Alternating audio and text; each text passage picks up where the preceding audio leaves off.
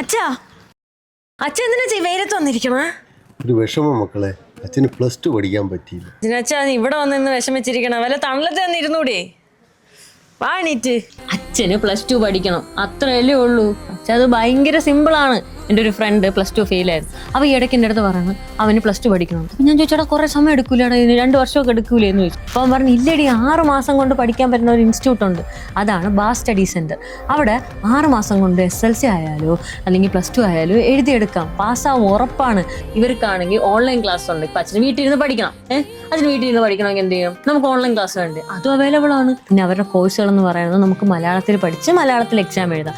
5 വിഷയം പാസ്സായാൽ മതി. KPSC ആയാലും UPSC ആയാലും അങ്ങനെ എല്ലാ എക്സാംസ് എഴുതാനും അംഗീകൃതമാണിത്. കേന്ദ്ര ഗവൺമെന്റ് അംഗീകൃത കോഴ്സുകളായതുകൊണ്ട്, അതായത് NIOS national institute of open schooling കോഴ്സുകളായതുകൊണ്ട് ഒരു പേടിയും വേണ്ട. മനസ്സിലായോ? അതുകൊണ്ട് വിഷമിക്കണ്ടോന്നേ, നമുക്ക് എക്സാം എഴുതി പാസ്സാവാം, +2 പഠിക്കാം.